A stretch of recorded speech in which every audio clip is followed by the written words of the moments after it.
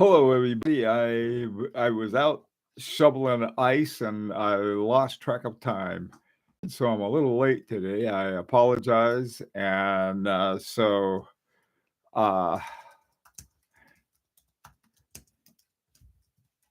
I'm trying to catch up.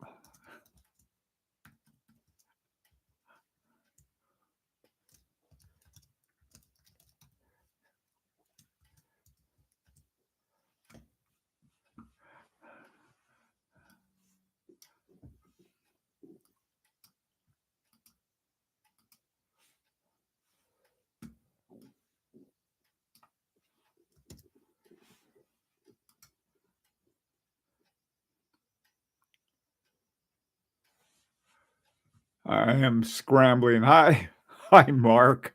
Hi, David. Sorry, guys. I was getting rid of some ice out of the driveway. We're supposed to have more snow and snow on top of ice. I didn't think it was a good idea. Hi, Brian. Anyway, hang on. Let me post a couple more things and I'll be right with everybody. Oh, man.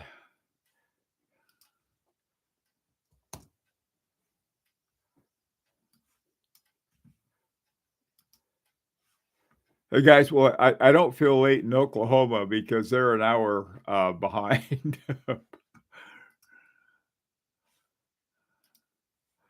Anyway, so while I'm getting all of this done, tell me, what is the biggest concern among watchmakers? Like I said, I've been sort of crazy digging ditches today. Let's see. That'll take care of everyone. Oh boy. Hi 911. Wearing my Chopec quadrib. Oh man, I tell you, that's a beautiful watch. Hi James. Just went what?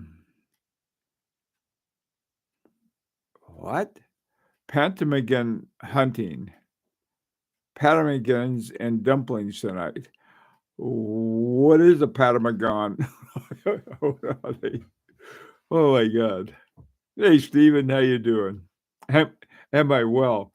Hey, after shoveling all that ice, I'm great. we, we had we got really put. It never was above freezing today, but it was sunny, and so all day it's been sunny on top of this snow and ice. So most of it melted, but it's supposed to tonight without the sun. It's going to freeze. We'll have a skating rink in front of our driveway. So I went out there and moved all the ice. So when it melted, it'd melt over on the grass or on the side somewhere. So we wouldn't, you know. Hi, Rustem. Hi, David. I worry about a trade war with tariffs hurting both watches and their raw materials. Tariffs wars are the stupidest thing imaginable. I don't, I mean, I don't think it does anybody any good. The ideas way back in the 19th century, back in the 1800s, was that they had it to protect growing businesses that weren't in and they didn't work very well back then either. It was back in 1890s or something. At least these are the ones in the U.S. They had all these tariffs, and the next thing they had was a like a no, not what is that called? Right before you get a depression. So it didn't do anybody any good. I don't know what some of these guys are thinking. I know they don't have a lot of equipment to think. I'll tell you that.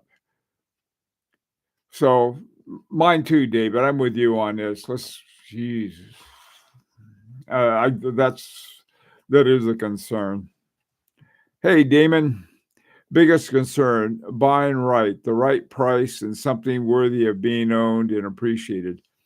That in a way, I think I'm in the same boat as you are. I like to have a recession, Mark. That's what I was thinking of as a recession.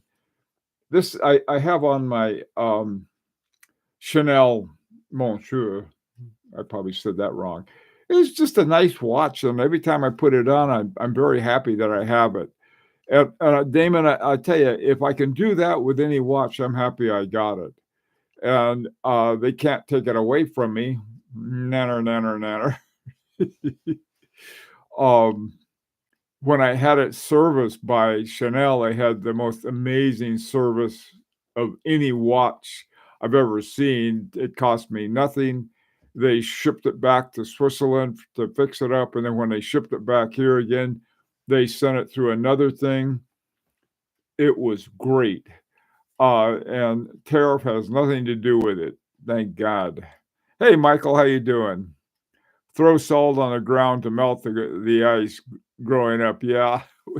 I tell you, Michael, we had a new driveway put in a couple of years ago, and the guy who put the driveway in, he said, "Look," he said, "don't put any salt on the driveway. It's not good for it." And it got to the point where we're afraid we're going to get sued, by people because there was so much ice out there. So I was also told to put kitty litter. So then I thought the next thing we'll have cat poop all over the driveway, but that didn't happen. The kitty litter just sort of melted. It was very strange. And so now we got all this kitty litter on our driveway. So we finally decided we better get some salt. So we did get some salt, and of course that went to town on it. But man, I tell you, but I tried to get off as much of the water and any salt that was melted into it as possible so they won't freeze again. So anyway, so that's my excuse for being late. Sorry, guys. I don't know. Sometimes you get going on a project and you lose all track of time. I was racing the sun. The way our house is that we've got we have an east facing house, and the old sun rises in the east and heats everything up, and then as it moves around, it finally gets to our front, and that's was out there before the sun goes down out there, shovel it away. Anyway, it's great exercise though.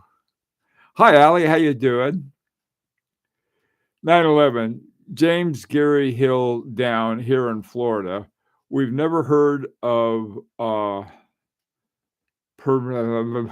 I can't even say it. Everything should have vowels. I'd like to buy a vowel for that. the Pertimogen. Okay. Just looked it up. How many did you get, and how many does it take to make a decent dinner of two? I don't know. I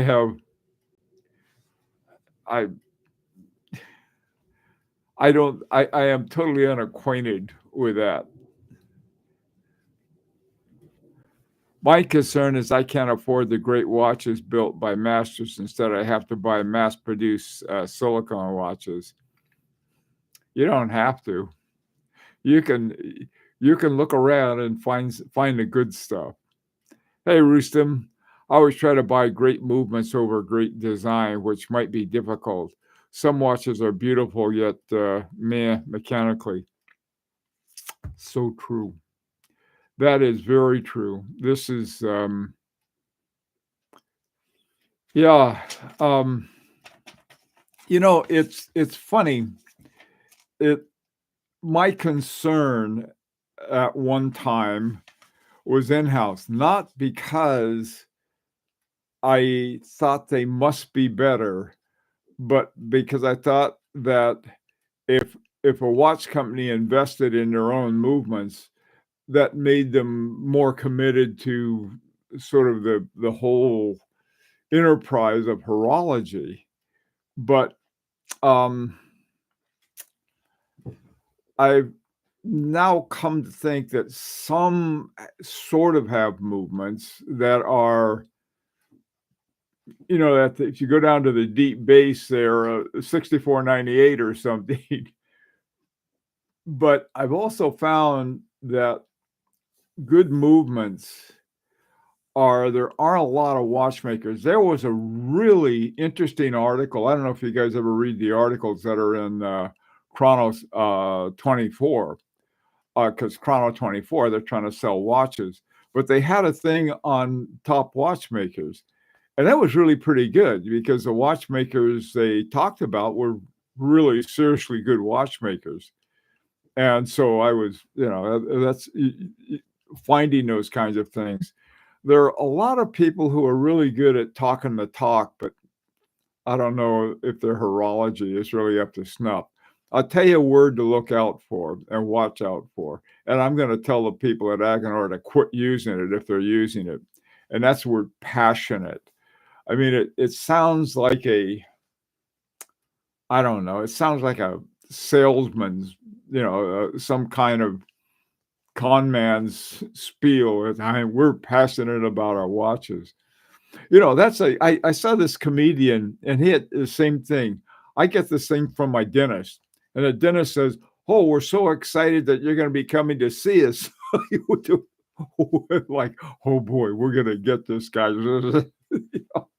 Hey, what do you say that for? You can say something nice like, we're glad you're coming to us or something, but we're excited to see you. Like, wait a minute, what are you doing?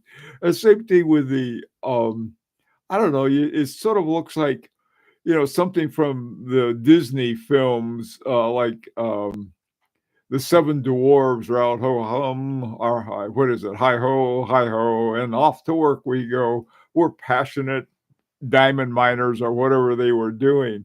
But I just wish they wouldn't use we're passionate. You look at half of the things that all of the write-ups that they have for the Grand Prix, that we're passionate about it. Yuck. Hi, Von Cool. How you doing? I'm very movement focused myself, but the watch still has to grab me somehow beyond that. Yeah, I agree with that. I mean, there's a watch I really, really like, and it's got a wonderful movement. And I sort of can't even know the movement I like so much, and that is Jaeger-LeCoultre True Seconds. God, do I like that. And the reason for it is the way that the mechanism they have for setting up the true seconds, it works almost like a remontoire. And that's the way they get the second to go like this, is that they have a little spring that winds, just like a remontoire, but it doesn't, apparently, it just sort of like moves a little and then slips back, almost like a cam, like a little snail cam that goes in there that is flying. I don't know how they do it, but boy, do I like that movement.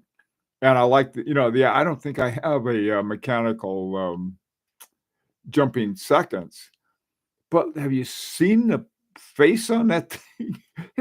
It's as boring as a classroom clock. It's one of the most boring dials. They could have put a nice dial on there without a lot of work. Anyway, sorry about that. Okay, so I'm with you, Von Cruel. Okay, I appreciate when people put extra effort into mass-produced movements. You can really jazz up a common movement to make it special if you know how and put the effort into it. At least you can hear them say that that's what they do. I hear that when somebody says, "Oh, we spent X number of hours on this,"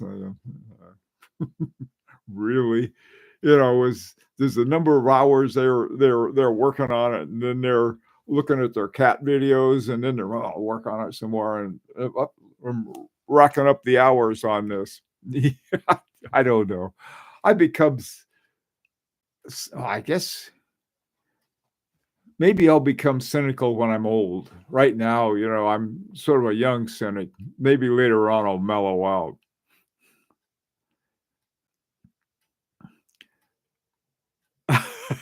My Farbe Luba stopped working again. I just bought another double barrel and parallel watch. Ooh, a Slava. Oh, wow. $68. Man, that's a good one. Yeah, Von Cruel. Me too. I agree with you. Show it, not say it. There are many sayings among the Texans, but one I like is all hat and no cattle. And, I think that we got a lot of, I don't know what you say, we got a lot of dials with no movements or not much in the movements. Hi, Rustem. I stopped worrying about in-house after I found many great watchmakers use third party. Exactly. Yeah. Um, Roger Dubuis are his own. He may have some that weren't, but most of Roger Dubuis are his.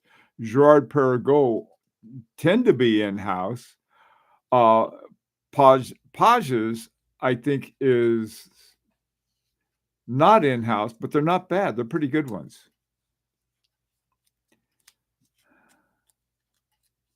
Yeah, the proof is in the pudding. Listen, a lot of great watchmakers use Unitas, that's the one, and Lamania with varying levels of finishing, calling them in-house. Yeah, well, I know that Daniel Roth uh, really liked Lamania a lot, and so what they would do, they'd start with a Lamania base and then build it up. And I think that the movement, but I'm not positive about this, okay? So don't quote me. But I believe the I think it was in the 80s primarily when Daniel Roth was working at Breguet and making the movements and, well, making the whole watches and designing them for Breguet. And I believe he had a lot of Lamania bases for those, but then he had other ones uh, that he did as well. I tell you, a guy who I think has the movements from the ground up is Parmigiani, Michel Parmigiani. I don't know of any ones that he has now.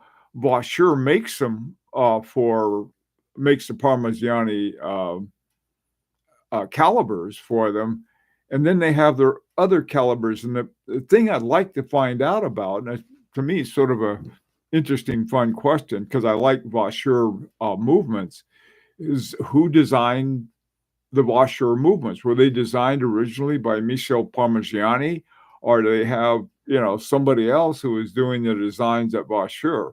I don't know. Sort of a one of those mysteries.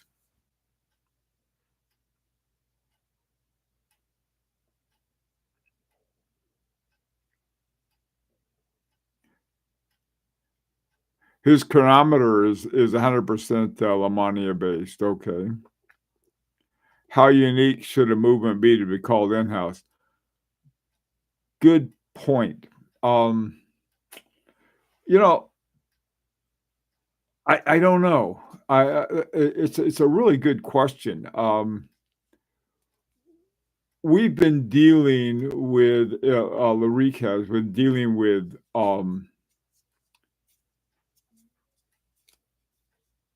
Agenor, and I don't think any of theirs, all of theirs are based on Agenor movements because that's all they do is make movements. But in terms of other companies using their movements and then doing something with them, yeah, that happens. I especially with H. Moser. H. Moser has a lot of modifications, even to the Agengraph. But going back to Rustem's question is, yeah, what is it? How much is it? Before it's like no longer theirs. Vacheron Constantin, which is another one of my favorite watch brands. I was reading about a watch that they have with the movement, and this is from the 90s. This is a movement by Jaeger-LeCoultre. And Jaeger-LeCoultre made the movement, but only agreed to sell it to Vacheron Constantin, Audemars Piguet, and Patek Philippe. So they were the only ones that had this Jaeger-LeCoultre movement. And then each one of them, did their thing with it. Now, to me, a bigger question is with Vacheron Constantin 19, what's it called? 56? I think that's it. It's the name of the watch. I think it's called the 56 or 55. I don't know. It's one of those 50s. Anyway, that has a base movement by Valfleuier. Now, according to them, they do all of the other stuff to it to make it Vaucher-like. However, apparently it's not enough for the Geneva seal to give it a Geneva seal. They just say, it's an okay movement, but you needed more than that. Every other watch that Vacheron has come out with in the last, I don't know, 20 years or so has been has met the standards of that. So anyway, so you got these.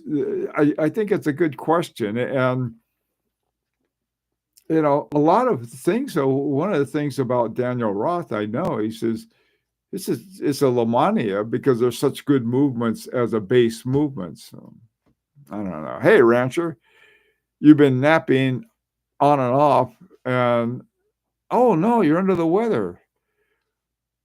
Well, I've been told my videos are a cure for insomnia. If you've had problems sleeping, Rancher, help you out there. Gee, I'm sorry you're under the weather. Hope you're feeling better. Hi, Foreman. Another hebdo, my dear. Oh, man. Oh, God. Hi, Foreman. It's an old Irish song. I know. Madeira. Hi, RK. That's the JLC caliber 818. It could be it. Let me check. See if I have sometimes I have these notes all over the place. If I could find one real quickly, I can tell you. Hang on a second. 818. That may be it. I'm not sure. Let me check my vault of dubious information. And specs.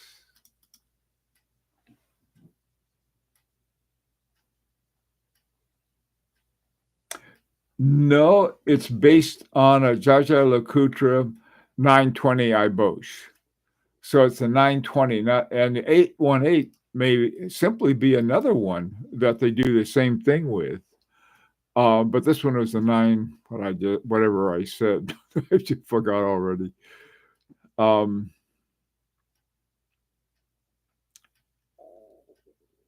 Naps are for children and horn bogans with baby brains. No, they're not. 59, and that's my final offer. Oh boy. Hey, Roostum. Vacheron cowhorn. Oh, I know. It's the cowhorn. What's it called? The Vaca de something or other. Cowhorn, Russ. The chronometer is also unmistakably based on Lamania. Yeah. Can it be called in-house?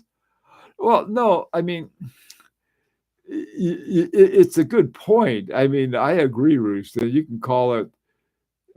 See, it's the whole concept of in-house, I think, has been relatively new. All right. For years, there were companies like Jaeger-LeCoultre, Lamania, Valjoux, who made their own movements. And a lot of them were bought by Swatch. And with ETA. And so the Pazou 7001 became the ETA 7001. The what was that one? The 6498 became the ETA 6498. And all of these other ones sort of were one thing and became an ETA.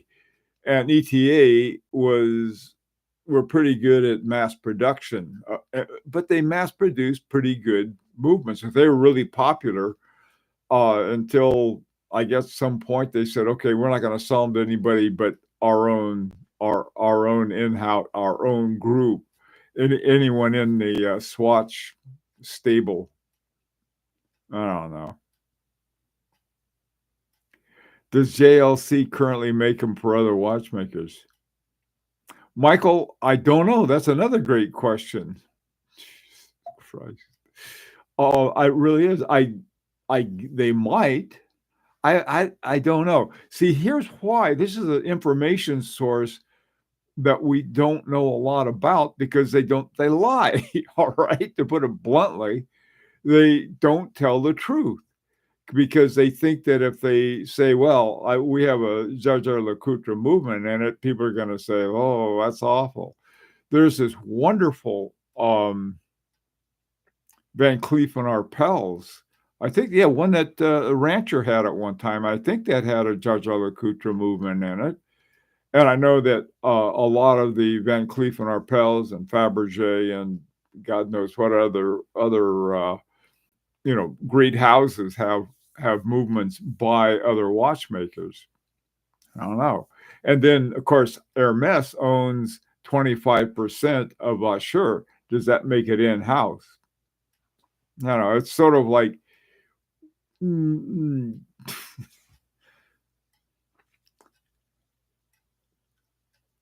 by the way, I got my Ari loop and I bought a pair of glasses that work well with a chain. Busy with programming work, but I look forward to using that when I dive back in.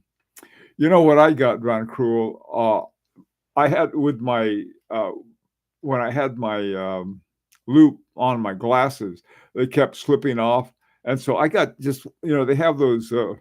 They're more like for sports people, for runners and stuff like that, and they simply have a piece of elastic that hooks onto the to the back of the glasses, and they're good also because sometimes you can, the loop on your glasses get heavy and pull it off. Oh yeah, you can get that was well, you got one of those. You got an ARY loop. Has that? The thing I want to get, um, but I'm waiting for Brian or somebody else to get it first to see if it works. And that's one of those microscopes. They have the watchmaking microscopes. Man, oh man, you get this great big thing that you're looking at, and so when you're trying to put in the second hand, instead of looking at this pinpoint, you're looking at looks like the black hole, and you and the stem looks like a telephone pole on the. Anyway, okay, where am I? I'm bobbling. Does he have a vault full of doobies? No, he gets them retail like everyone else. Outhouses have been around a longer time than an in-house. Oh, that's true. That's very true. Okay, in-house sounds like it may need to go to the manufacturers for service. I like to know parts are available and so forth. Yeah, this is a big concern of watchmakers, Von Cruel, is that that's why they like ETAs because they can get parts for ETAs. Hey, Junior, how you doing, man? Hi, Ray. A lot of so-called movements look less interesting than a well-modified ETA. Mm. Well, it depends if the modification is a glorified decoration or like engraving, or have they taken the 6498 and put in finger bridges and things like that. Now, I agree with you on that. Those look fabulous.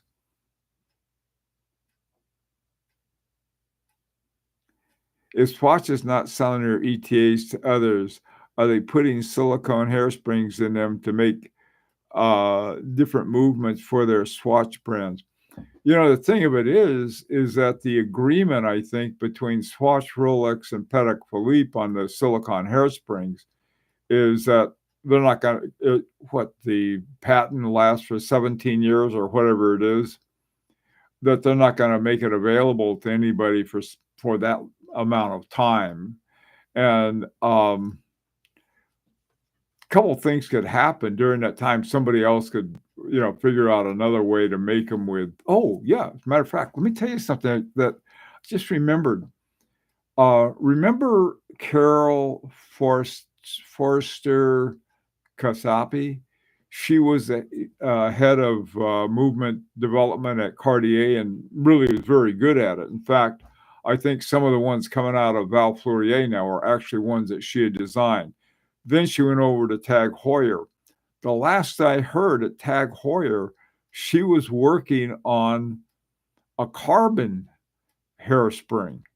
I thought, oh, wow, now that would be, mm, that's on the periodic table of the elements. That's sort of not in metalloids, that's for sure. So wouldn't that be an interesting one? I think it would have the same features as silicon in terms of the inflexibility. It would have to have some flexibility because it is a spring. But in terms of adjustment, I don't think it would. That would be another interesting development. Hey, Brian.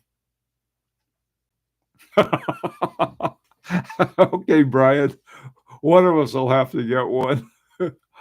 Truman, what do you got here? Right. Cornes de Vaca movement, 1242. Lamania 2310's intellectual rights for the movement belong to Roger Dubuis. What does that mean? I don't know. See, here's where it's really confusing. I believe that Daniel Roth at one time worked for Lamania. And in doing so, he may have developed some of the movements that he then used with Brigade. I don't know.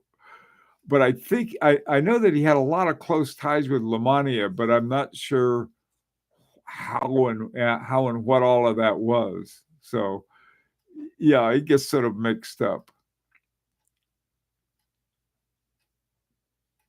That's right, Michael. The same ones for if you're used to dissecting frogs. Michael is a frog dissector, and he knows these things. That's the one. That's the guy to listen to. All I do is break watches. Don't pay any attention to me. I like to service my own mechanicals. Yeah, I'd like to do that too. But when I service them, they quit working. So I'm not. That's how come I'm sort of a lifetime member of pretentious watchmakers.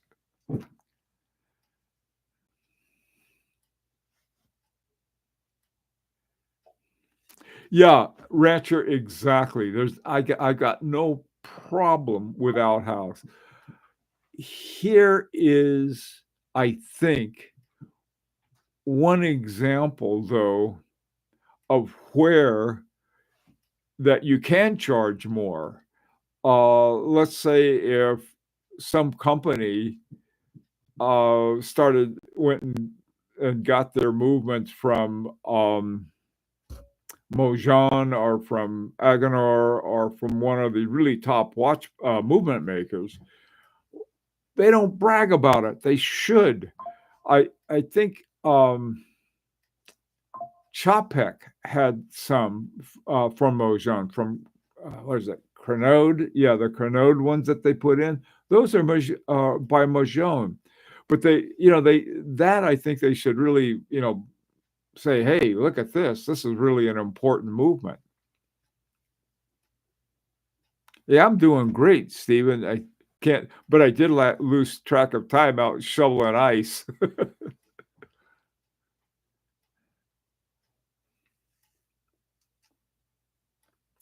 PT 5000s. Now, those are really interesting ones, aren't they?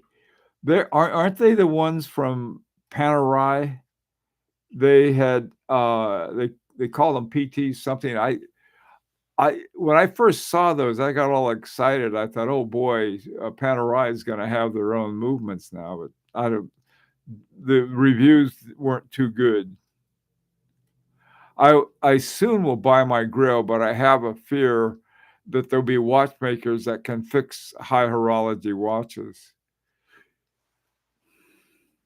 Boy, I tell you, I should worry more about that, but I don't. I just have I just enjoy the watches. If they stop working, I haven't had one that stopped working that I care enough about to send in to be fixed, or that I haven't sent in to be fixed. Um, one of my old ones, is sort of my I have 3 cases. Number 1, number 2, and number 3. Number 3 is sort of like if they don't make 1 or 2, then they go into number 3. Take care, Brian. Good to see you.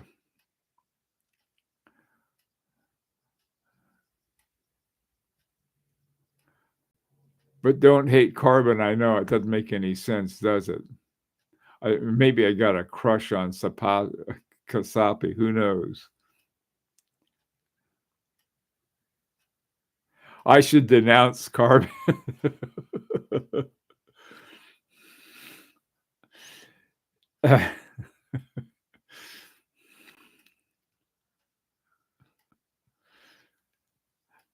That's a great milestone for the hobby of service and movement.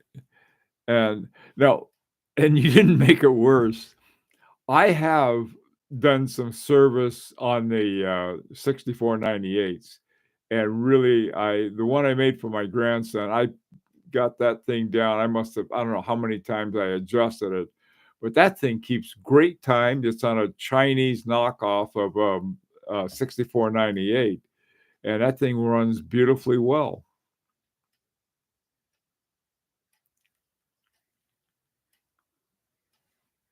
Yeah, feed that algorithm. Foreman, have we concluded that bioceramic is another type of plastic crap? No, that is a Swatch Omega. It's a Swatch Omega, so it must be okay. It's not plastic crap. It's bioceramic. I tell you, who was it? Um,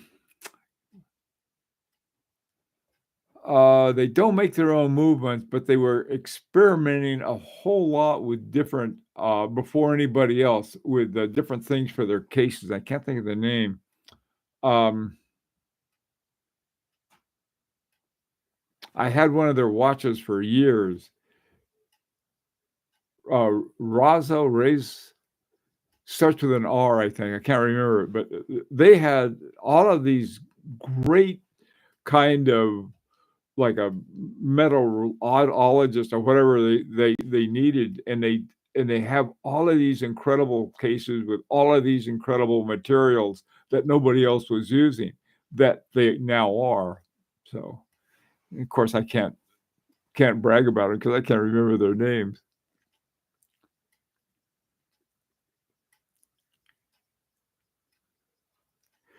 Yeah, yeah, they were Truman. They made wasn't only them, it was also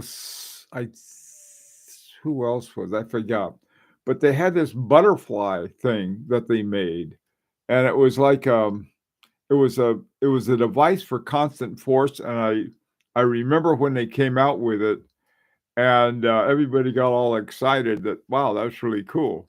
So it was, but it didn't see this. I suppose this is what is bothersome for me at least about silicone hairsprings is that you can't adjust them. You can't have regulators or a lot of things like that. Now, I you can adjust them like a free sprung balance would be adjusted with the little weights and so forth. But it's just when you take away something like that. On the other hand, if you invent something like the thing that Ulysse Nardin had with this, whatever it did, is sort of interesting. But it wasn't replacing something that existed. PT 109, how far? Jesus. I also won't tackle anything with serious complication. No chronographs yet, for example. Me neither.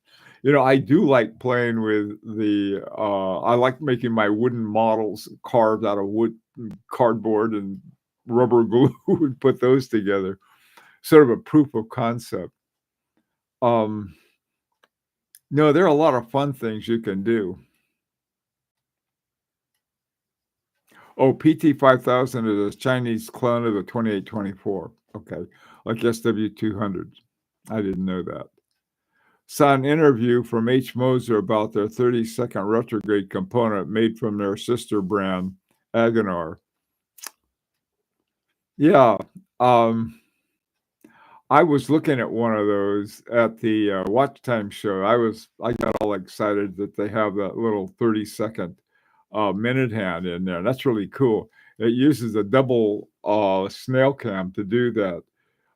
One for the first 30 seconds and then back for the second, like that. It's really cool.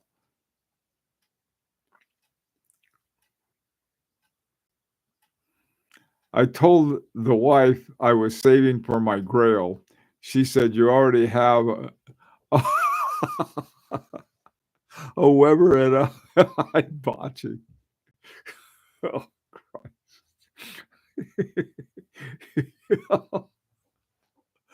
oh, that was a good one, Foreman. Yeah, it was his PT-109 with JFK's, PT boat.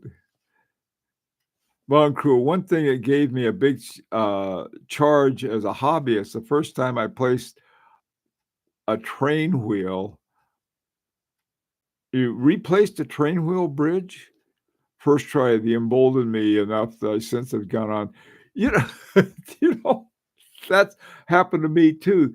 The very first watch that I made, I put all the pieces together and everything worked. And still, I guess it still works. I gave it away to somebody, but it worked beautifully. But man, I tell you, since then, I run into more interesting problems. Patrol torpedo, that's exactly right.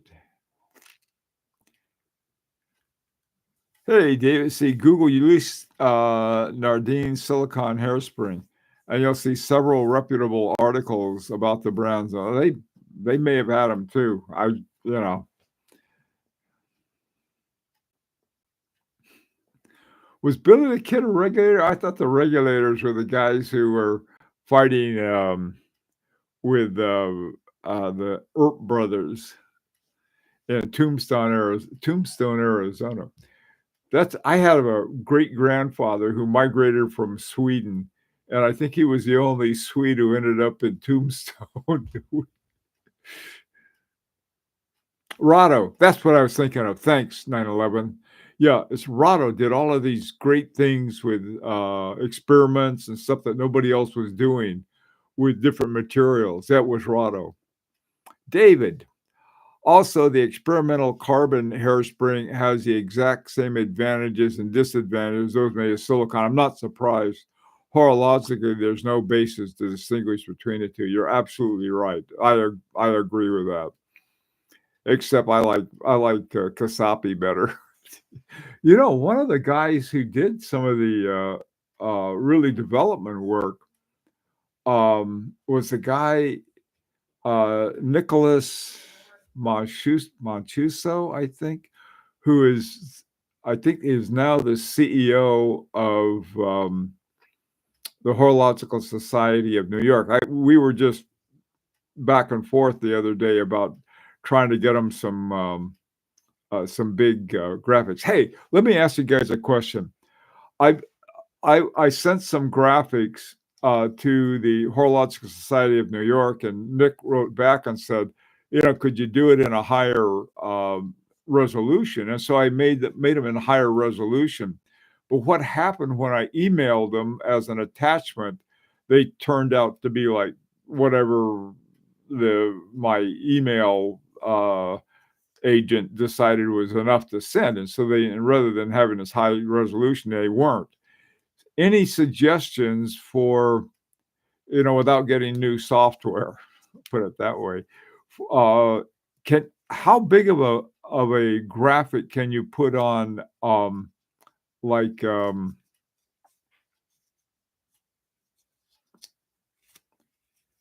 WhatsApp, for example, that would be one.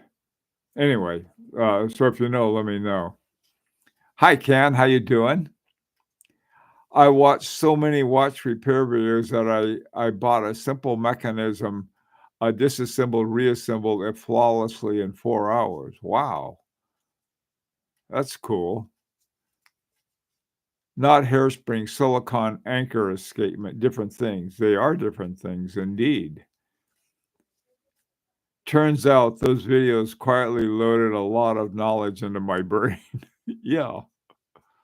Oh, there's this guy, I don't know, I like him. He's got his language is rather colorful sometimes, it's not when he drops something or does something, blankety, blankety, blank, and, but he's going at it, and he's really interesting. He knows his stuff too.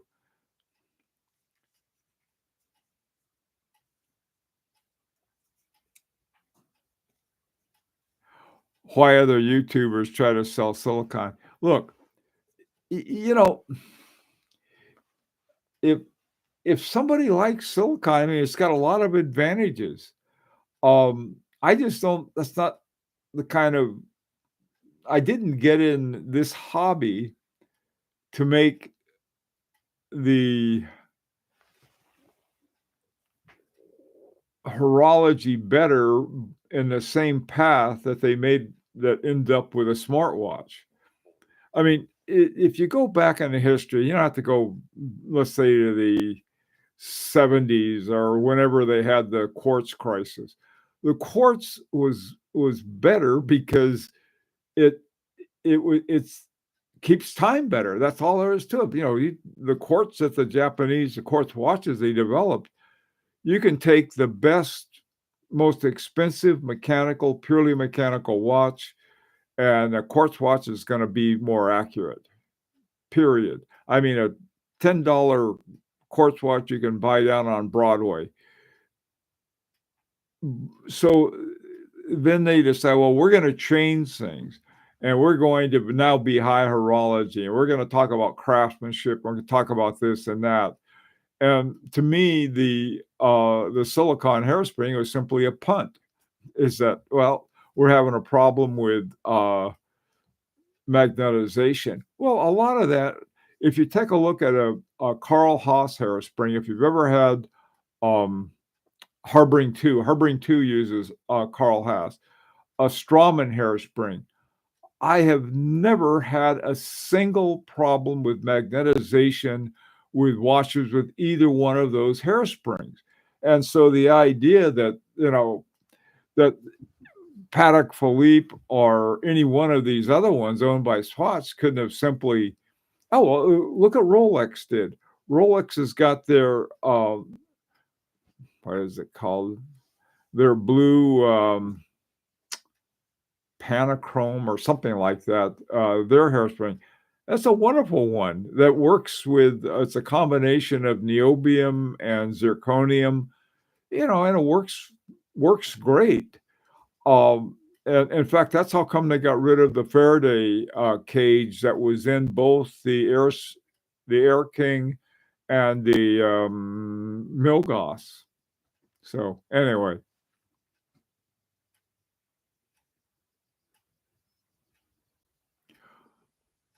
okay, why other YouTubers trying to sell? People try to sell everything.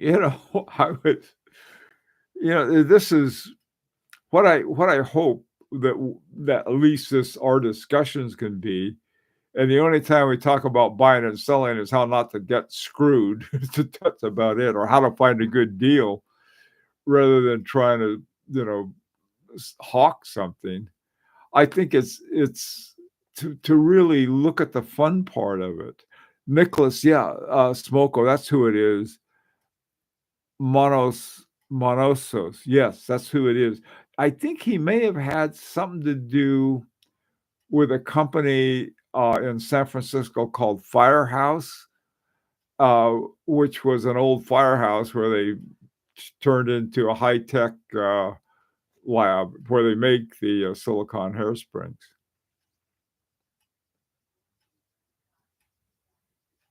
Yeah, they're looking at ones under 10K. Hey, I look at ones under 10K. that used to be 20K. They're the ones I like to find.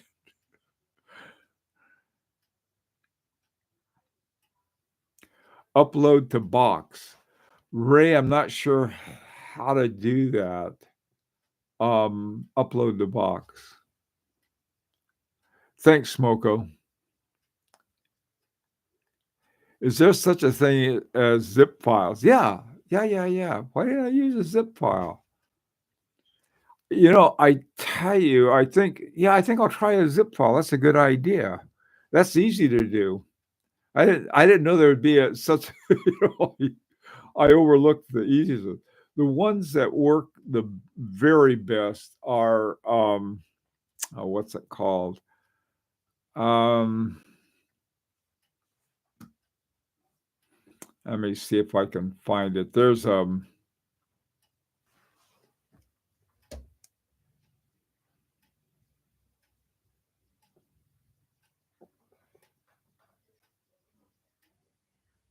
AirDrop. That's what I got to get with it. I have AirDrop and I should use it. I'll see if I could use AirDrop. Yeah, and I've got AirDrop set up so it goes from my phone into my computer. So there must be an AirDrop. Maybe I can work it with AirDrop. It's another thing I might use. Google Drive for that kind of thing. Much nicer to share links. Okay, I'll try Google Drive too. Don't airmail or use WhatsApp. They change. Yeah. Okay. Thanks, Ali. That'll save me some time.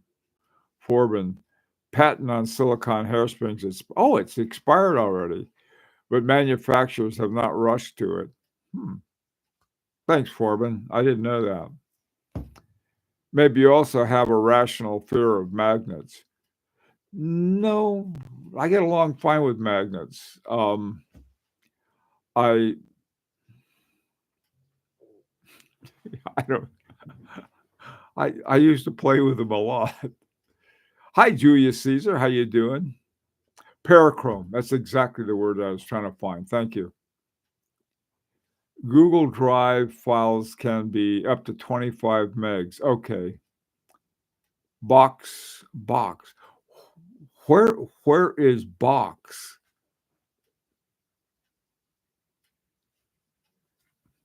Truman, you would be a billionaire by now.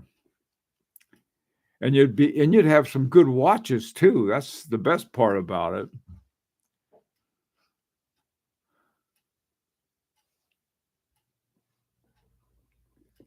Oh, is he? Oh no. Yeah, I know they have a new president now. Oh man. Thanks for that information, Smoko.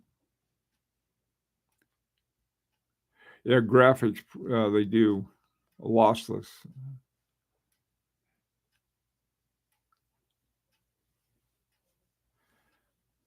Great, the year of the snake. Have a good time to that.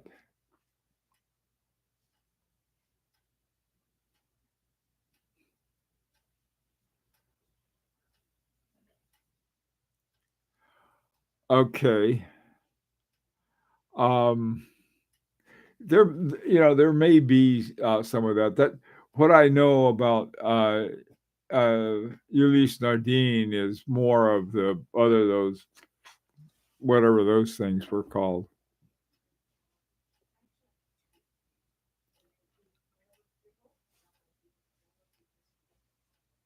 Yeah, the Smoko, those Harboring Twos, fantastic watches. I'll tell you, I was if I had to say, okay, I'd like to have a model for a watchmaker, it'd be Harboring Two, uh, because they have a top watchmaker in Richard Harboring, and they keep the price down, but they don't make very many of them. They only make a few hundred a year, I think, and you know they're really great. I wish they had like 10 different companies like that. And so the waiting list on each one would be shorter.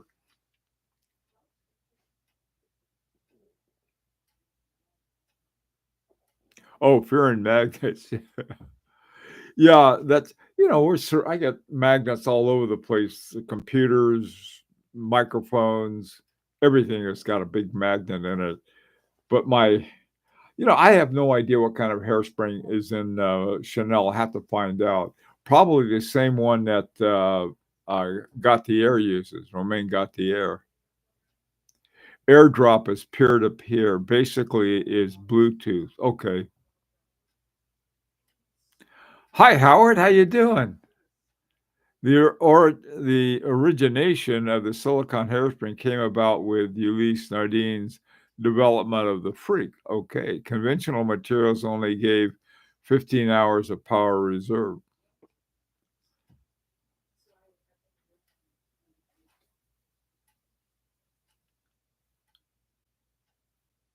Okay.